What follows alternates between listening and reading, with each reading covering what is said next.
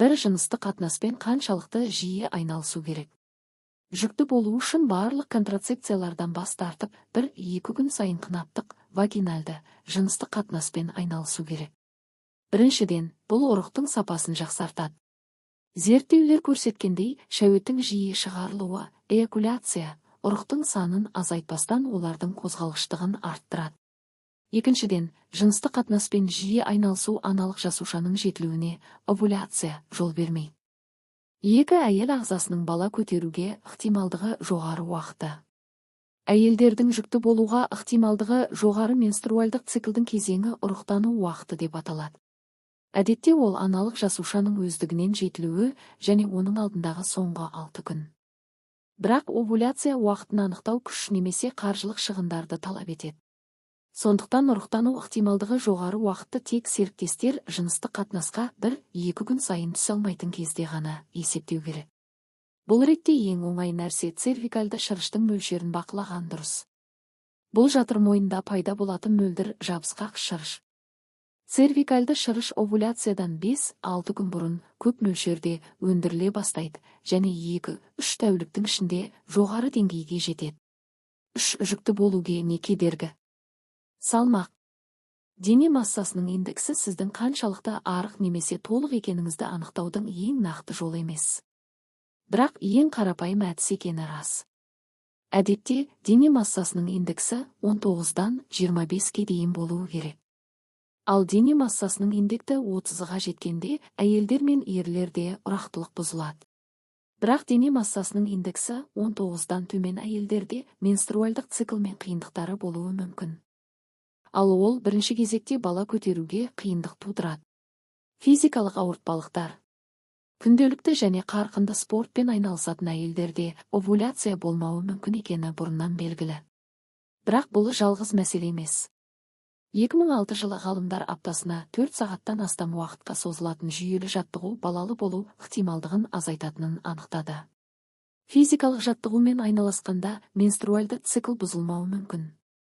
Бірақ ұрықтанған жасушаларды имплантациялауда қиындықтар туындап немесе жүктілік ерте кезеңде тоқтатылуы мүмкін.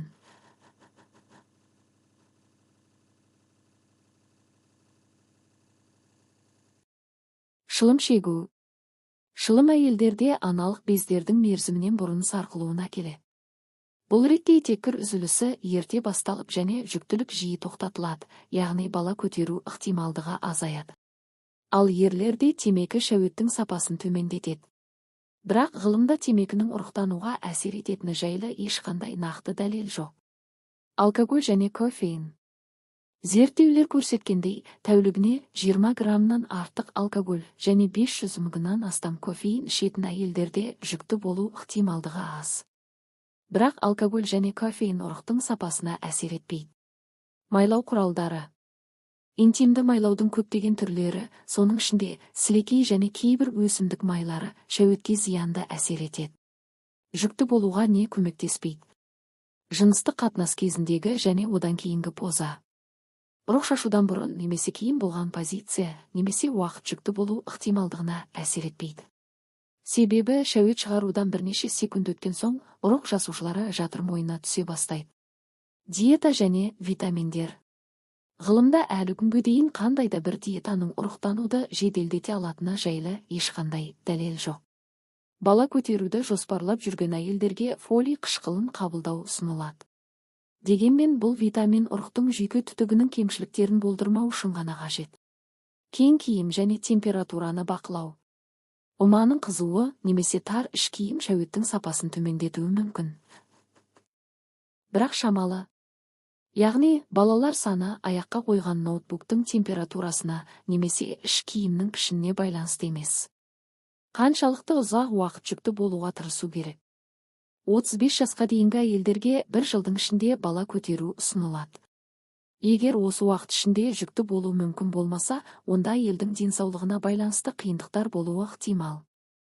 35 жастан кейін жүкті болу мүмкіндігі айтарлықтай аз. Сондықтан әрекеттердің ұзақтығы 6 аймен шектеледі. Әрі қарай не істеу керек? Егер 6 айдан кейін немесе 1 жылдың ішінде бала көтеру мүмкін болмаса, міндетті түрде дәрігерге жүгіну керек. Бірінші кезекте гинекологқа. Себебі әйелдер жиі бедеуліктен зардап шегеді, сондықтан олар бірінші болып тексеріледі. Гинеколог циклдің әр түрлі күндерінде гормондардың деңгейін тексеріп, ультрадыбыс жасайды. Жатыр түтігі және жатыр мойынның сұлбасын тексереді. Дегенмен заманауи технологиялар осындай диагностикалар үшін хирургиялық оталарда аз қолдануға мүмкіндік береді. Сондай-ақ гинеколог ер адамға қай уақытта және қандай мамандарға бару керектігін түсіндіреді. Еркектерде ең алдымен шәует тексеріледі. Жыныс мүшелерінің қан айналымын және түрлі гормондарының деңгейлерін тексереді. Әйелдерде бала көтеруге қатысты қиындықтар немен байланысты болуы мүмкін? Ең жиі кездесетін себептер: аналық жыныс безінің қызметінің бұзылуы, эндометриоз, түтіктік бедеулік, жатырдың жабысуы, жатыр мойынның өткізгіштігінің бұзылуы. Кейде ауру тіркесіміне байланысты болуы мүмкін. Олармен күресу үшін гормондарды, ота, жасанды ұрықтандыруды қолданады. Бұл әдістер өте тиімді және көп жағдайларда көмектеседі. Еркектерде бала көтеруге қатысты қиындықтар немен байланысты болуы мүмкін? Ембаудың қабынуы, варикоцеле, гормондық бұзылулар, жыныстық органдардың дамуының туа біткен ерекшеліктері, инфекцияның салдары. Бұған дейін қиындықтар гормондар қолдану, ота, антибиотиктер және жасанды ұрықтандыру секілді тәсілдерді қолданумен шешілген. Ал қазір революциялық әдістер бар. Бүгінде мамандар кемшілігі бар сперматозоидтардың ішінен осы сперматозоидқа жарамды біреуін тауып, жұмыртқаны ұрықтандыра алады. Сондай-ақ мұндай әрекет жүкті болу ықтималдығын айтарлықтай арттырады.